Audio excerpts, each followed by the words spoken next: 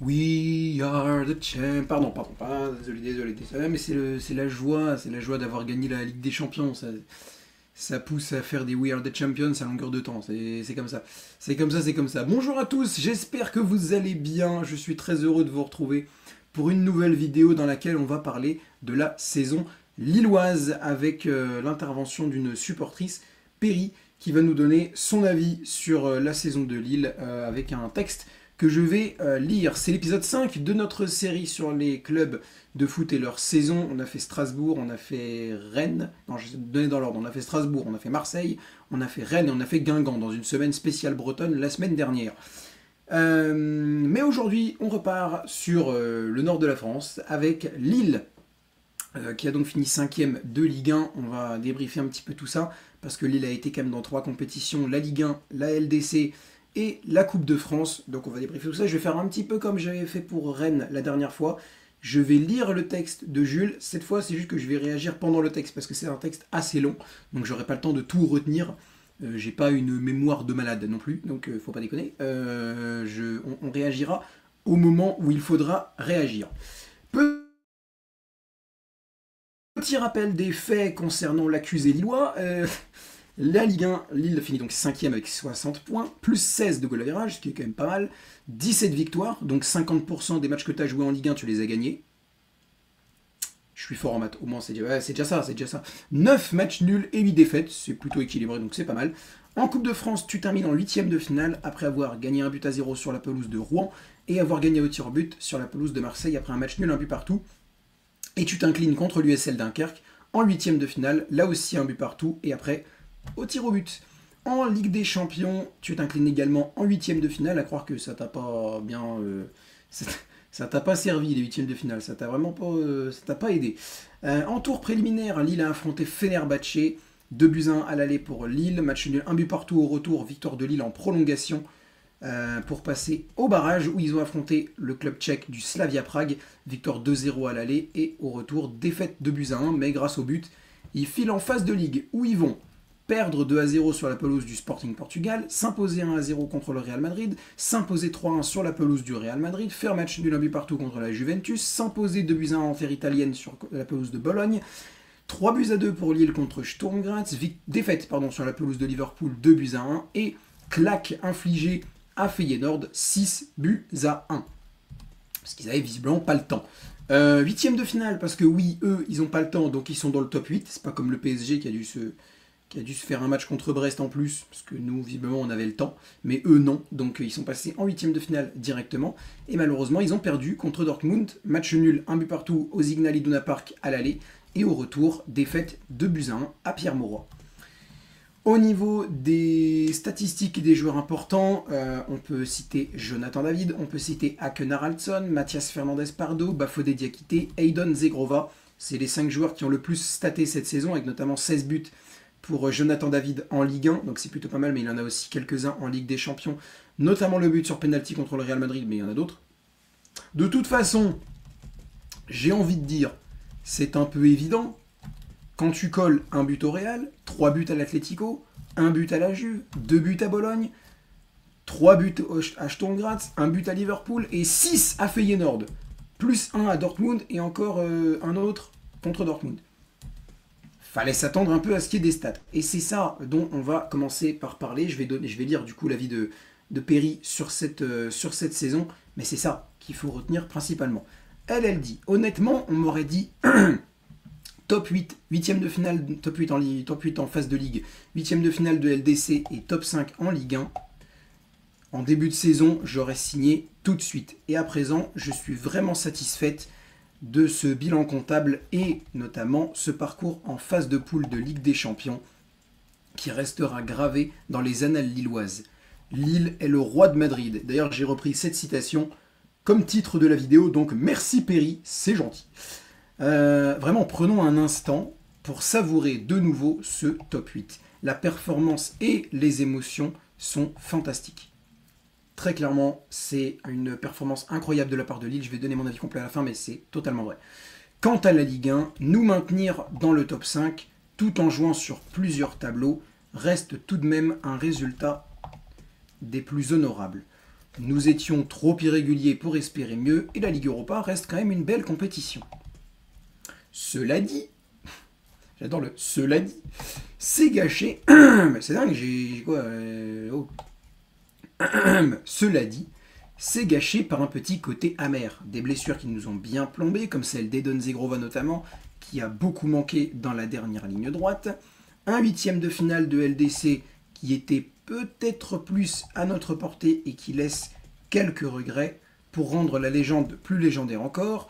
Des points perdus assez bêtement, notamment contre Le Havre par exemple. C'était au point où j'ai inventé un proverbe, si Lille mène au score, Lille ne gagne pas. Cela fait plusieurs saisons que cet écueil est présent et qu'il n'est pas réglé. Donc voilà. Mais c'est dingue. Donc voilà, un superbe bilan comptable compte tenu des blessures et de la longévité folle de la saison, commencée en tour préliminaire en battant José Mourinho. Quand même. C'est sans doute sévère de dire qu'on aurait pu faire mieux vu les conditions, mais c'est le cas. Mais avec des si, on refait le monde, n'est-ce pas? Exactement, avec des si, on met Paris en bouteille, on met Dakar en canette, et oui, Dakar, si ça existe, ça existe. Avec des si, on met Dakar en canette, ça existe. Ça existe, ça existe. Demandez au rappeur Medine, Mastar.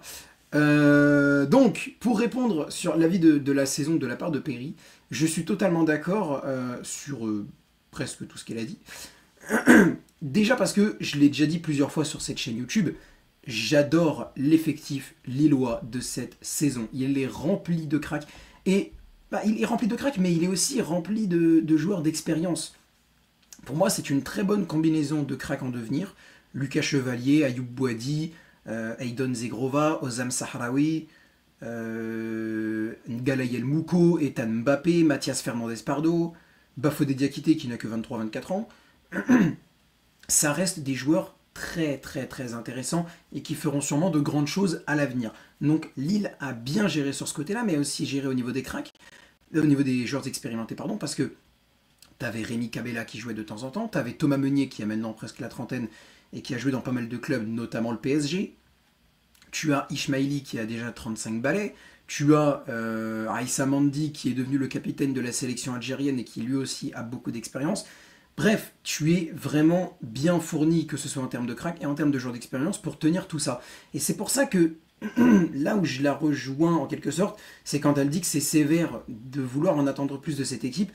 Moi je suis d'accord parce que au niveau du top 5 de Ligue 1, certes tu étais trop irrégulier pour atteindre mieux, mais justement c'est ça le souci, c'est que franchement vu l'effectif, t'aurais pu atteindre mieux, surtout quand tu sais, encore à la limite, il y aurait eu je sais pas combien de points d'écart entre le 5e et le 4e, j'aurais dit d'accord. Mais là, vu comment c'était ultra accroché entre la 2e et la 7e place, t'aurais largement pu espérer au moins décrocher la 4e place, synonyme de barrage de Ligue des Champions, et la chipper aux Niçois qui, vu leur parcours en Europa League cette saison, désolé les supporters niçois, mais pour moi ne la méritent pas. Les supporters niçois. C'est de votre faute les supporters. Si votre équipe a mal joué, c'est de votre faute. Non, c'est pas ça. Mais je trouve que le football proposé par les Niçois cette saison était bon. J'ai bien aimé le management de Francaise. Mais n'empêche qu'en Ligue Europa, le visage affiché, il est scandaleux. Et je sais très bien qu'en soi, je vais pas me faire critiquer par les supporters niçois dans les commentaires, je recevrai pas de colibet, parce qu'il y en a beaucoup qui pensent comme moi. Et honnêtement, le parcours que Nice a fait en Ligue Europa cette saison, en sachant que c'était pas non plus l'un des parcours les plus horribles que Nice aurait pu avoir, finir 33e, ne pas se qualifier encore, vas-y, mais finir dans les derniers des derniers, c'est dur quand même, franchement c'est dur. Encore tu finis dans le top 24, mais tu perds en barrage, bon vas-y. Ou alors tu finis à mid-25e, 26e, 27e, ok, mais là ils ont fini je crois 35e quoi. Il n'y a vraiment pas d'effort de fait, et on avait vraiment l'impression que la Ligue Europa, ils en avaient absolument rien à faire. Donc voilà. Et franchement, Lille, pour moi, vu justement le top 8 qu'ils ont réussi à gratter, vu le match de fou qu'ils ont proposé contre le Real, contre l'Atlético, contre le Feyenoord et même contre Liverpool, en vrai, même ils perdent, mais je trouve que moi, d'après moi, ils proposent pas un mauvais visage non plus, les Lillois. Tu devrais en attendre plus de cette équipe. Donc avoir fini 5ème, c'est bien. La Ligue Europa, en soi, je suis content qu'il l'ait parce que je pense qu'ils peuvent faire quelque chose si tu arrives à garder une ossature importante dans ton effectif, mais t'aurais pu viser mieux. Ça, c'est sûr. Ça, c'est sûr. Mais très clairement, cet effectif-là, j'en suis amoureux. Je vous l'ai déjà dit plein de fois sur cette chaîne YouTube. Si j'étais président de Paris et que je remplaçais Nasser Al-Khelaifi, moi, ce serait un pillage en règle. Les Lillois, je vous le dis, ce serait un pillage en règle. Je vous prendrais Chevalier, Thiago Santos de retour de blessure, Diakité, peut-être Alejandro. Je prendrais aussi Ayoub Boadine, Galaïel Mouko, Ethan Mbappé, Mathias Fernandez Pardo, Ozam Sahraoui, même Jonathan David peut-être, Aydon Zegrova. Et je pense que j'en oublie peut-être un ou deux encore. Benjamin André, peut-être pour un petit peu d'expérience dans cette équipe de Paris qui est trop jeune. Mais je ferai un pillage en règle dans votre effectif. J'adore votre effectif de cette saison. Pour le coup, j'adore l'effectif lillois de cette saison. Et je le dis, je suis supporter du PSG. J'ai Ousmane Dembélé, j'ai Rvichak Kvaratskhelia, j'ai Achraf Hakimi, tout ça. Mais je suis jaloux de votre effectif. Je vous le dis très clairement. Justement, au niveau des joueurs favoris, qu'est-ce que Perry nous a dit? D'abord, il y a Benjamin André. Petite parenthèse, question aux auditeurs non lillois. Que pensez-vous de lui? Mon meilleur ami lensois et mon copain marseillais le haïssent, mais j'ai la sensation que c'est le genre de joueur qu'on déteste quand il n'est pas chez nous. Mais qu'il est précieux dans le mental comme dans le jeu. Un véritable métronome, constant dans son jeu et volcanique quand on a besoin d'éveil. On est dans la lignée des milieux hargneux de Lille. Pour répondre à cette question-là, oui, en effet, j'ai déjà entendu des critiques à l'égard de Benjamin André, étant supporter parisien, parce que c'est un joueur justement assez volcanique, assez virulent, qui n'hésite pas à distribuer des taquets et qui passe parfois entre les mailles du filet de l'arbitrage. Donc, des fois, ça crispe un peu certains joueurs. Certains supporters, certains journalistes, certains joueurs même aussi, de manière logique. Maintenant, en effet, si j'étais supporter lillois, j'adorerais avoir ce type de joueur parce que pour moi, c'est ça, un capitaine. Un capitaine, c'est quelqu'un qui sait bouger les joueurs quand il le faut. Un métronome, c'est un mec d'expérience. Donc, pour moi, j'apprécie Benjamin André. Après, je l'apprécie encore plus parce que c'est un ancien Rennais. Et étant breton, même si je suis loin de l'île-et-Vilaine, j'ai une petite préférence pour les Bretons. Donc, Benjamin André, évidemment que je l'aime bien. Mais oui, en effet, j'ai déjà entendu plusieurs fois des gens critiquer Benjamin André. Dites-moi dans les commentaires, vous, ce que vous en pensez de lui. N'hésitez pas à me le dire. Autre joueur, Fernandez Pardo, dans le rôle de la pépite sortie du chapeau et qui n'a cessé de prendre de l'épaisseur à mesure que la saison avançait. Il m'a fait penser à Aydon Zegrova lors les premières fois qu'on l'a aperçu. Dans la percussion, dans la différence qu'il peut faire et sa maladresse aussi. Mais ça se travaille et je n'ai pas de doute sur le fait que ça viendra. Ensuite, Lucas Chevalier, évidemment, l'enfant du coin est notre numéro 1. Je m'étonne que le meilleur gardien de Ligue 1 UNFP n'ait pas pu faire plus de clean sheet cette saison. Mais en même temps, je réalise que sans Lucas, on n'aurait sans doute pas gagné tous ces points à l'arrache, puisqu'on a rarement fait des scores fleuves.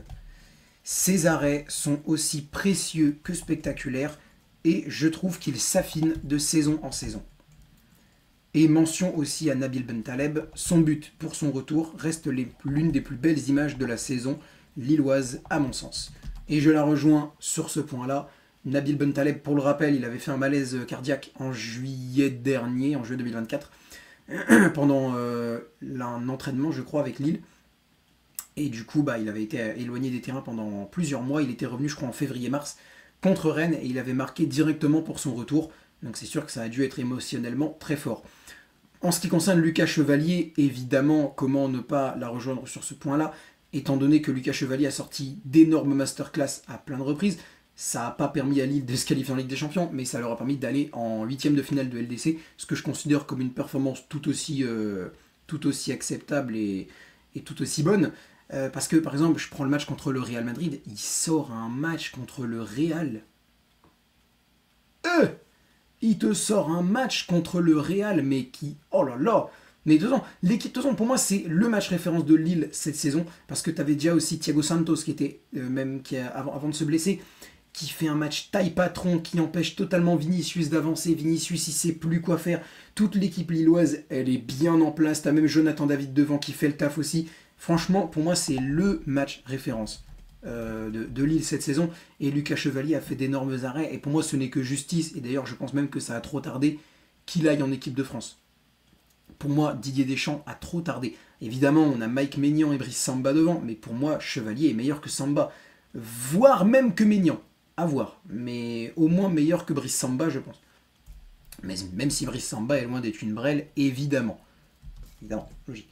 Et pour finir, ce n'est pas un joueur, mais il faut quand même souligner le travail de Pep, enfin Bruno Genesio. J'étais parmi les personnes très heureuses de le voir arriver sur le banc lillois, et je trouve qu'il a su parfaitement gérer un effectif dans un contexte de saison à rallonge et de blessures, et qu'il a su insuffler ce qui fait Pep Genesio, croire que c'est possible de taper les plus grands. Au hasard, le Real Madrid, l'Atlético, la Juventus. Bon, la Juventus, vous n'avez pas gagné, mais bref, un partout, c'est déjà très très bien. Pareil, Bruno Genesio, je la rejoins là aussi sur ce point-là, parce que c'est un entraîneur. Déjà, pour moi, je ne comprends pas pourquoi il a été viré de l'Olympique lyonnais en 2015. C'est un mystère. Mais c'est un entraîneur que j'ai toujours apprécié parce qu'il, même là cette saison, il n'a pas hésité à rentrer dans l'art de ses joueurs des fois. En conférence de presse, il n'a pas hésité à dire non, là on a fait un match nul. Là c'était non, là c'était horrible, on n'a pas du tout été bon. On doit faire mieux, Donc, et c'est ça qui fait la force de cet entraîneur qui a en plus réussi à battre des Carlo Ancelotti, qui a réussi à battre des Diego Simeone, qui a tenu tête à des Arne Slot, qui a battu, je crois que c'est Thiago Motta, l'entraîneur qui a failli battre Thiago Motta, l'entraîneur de la Juve. Et même en Ligue 1 aussi, il a tenu tête à des équipes comme Marseille, même face à Paris, il a été loin d'être ridicule, même si les deux matchs sont à notre avantage. Mais Bruno Genesio, pour moi, c'est une réussite cette saison à Lille. Et même si oui, certains matchs sont un peu irréguliers, franchement, dans l'ensemble, c'est un très bon bilan pour lui à la tête de Lille, d'autant plus que tu réussis à faire 8ème de finale de LDC en étant le seul club français à finir dans le top 8 de la Ligue des Champions, parce que l'Olympique Lyonnais a fini dans le top 8 de la Ligue Europa, mais en Ligue des Champions, même le futur vainqueur du PSG, coucou c'est nous, on n'a pas réussi à faire top 8. Lille l'a fait. Lille l'a fait en devant affronter le Real, tu sais, le club avec Mbappé, Vinicius, Rodrigo, Bellingham et tout et tout. L'Atlético, tu sais, le club avec Julián Alvarez, Antoine Griezmann et tout et tout. La Juventus, Liverpool, le Sporting Portugal où il y a Victor Gyökeres, ils ont eu un tirage de fou. Et ils s'en sont sortis dans le top 8. T'imagines un peu? Top 8 en ayant affronté 4 gros du championnat. Et même en 5ème parce que le Sporting Portugal est très bon. Et après t'as aussi Feyenoord qui certes est moins imposant.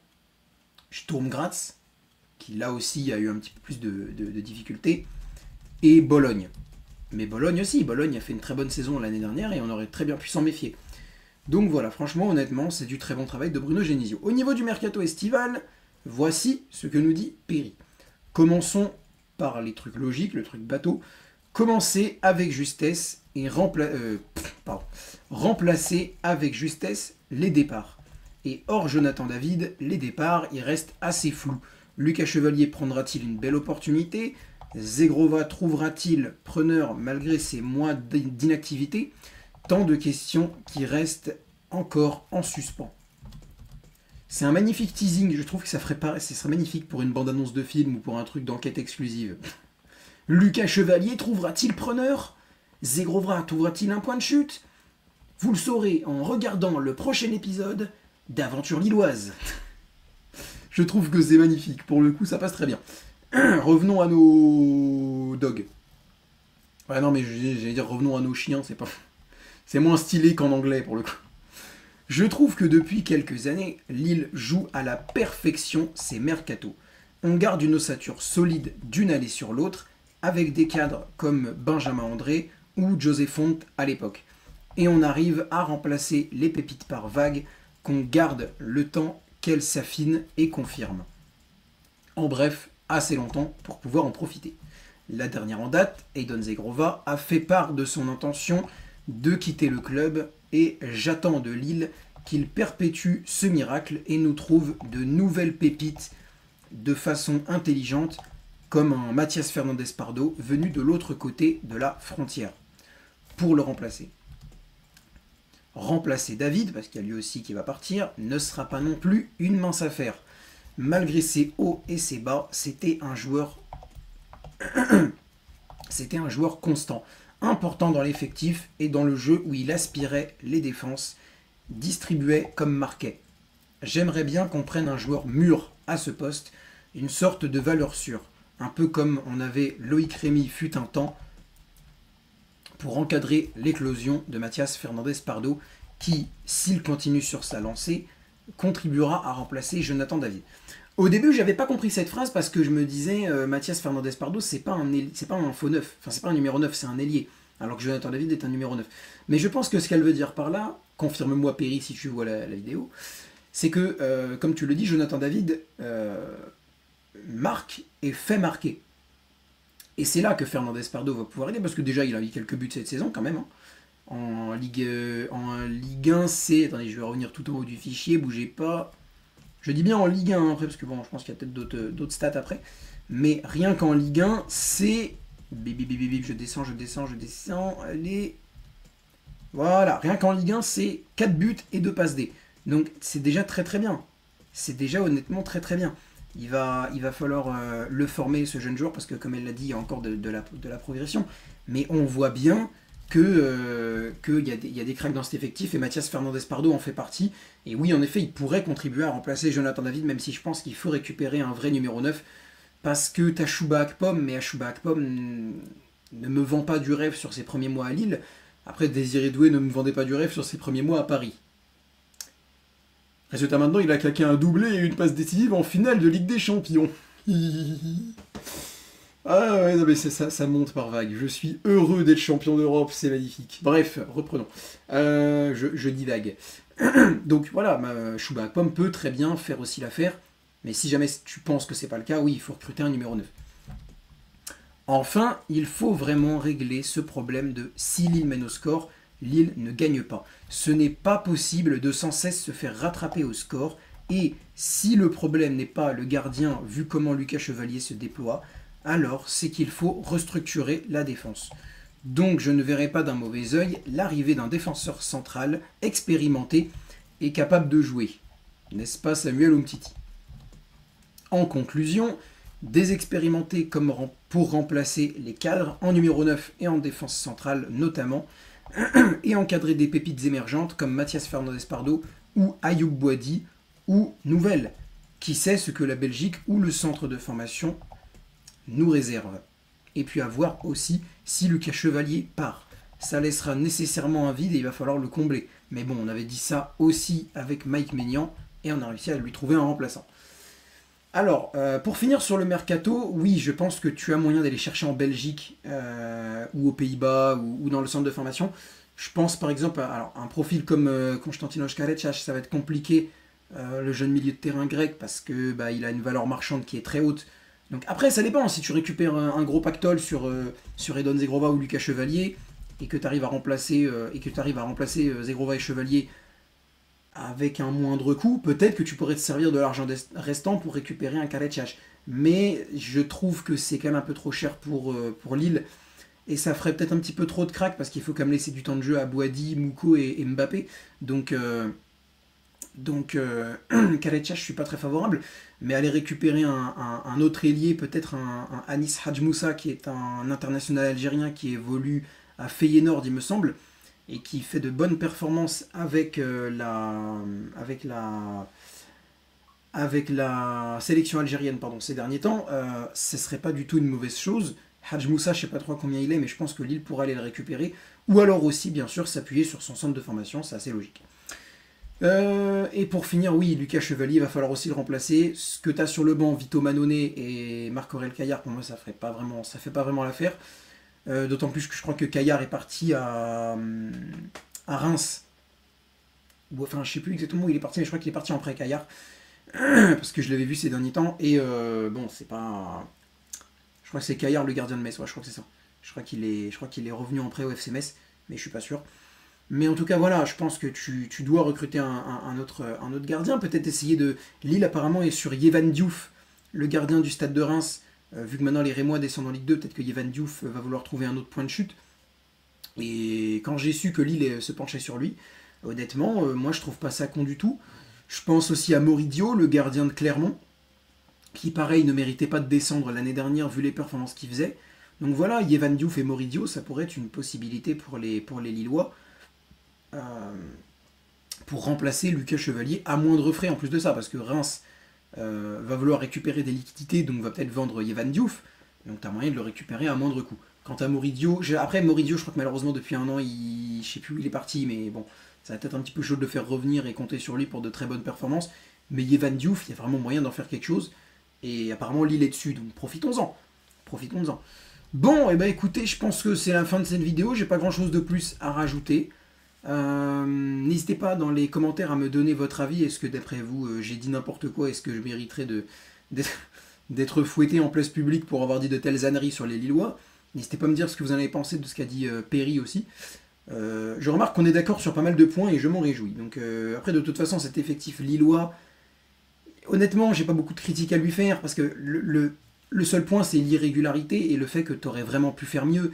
Mais c'est déjà très bien, un top 8 avec un tel tirage. Bon, la Coupe de France, c'était un petit peu le point noir parce que tu pouvais passer Dunkerque.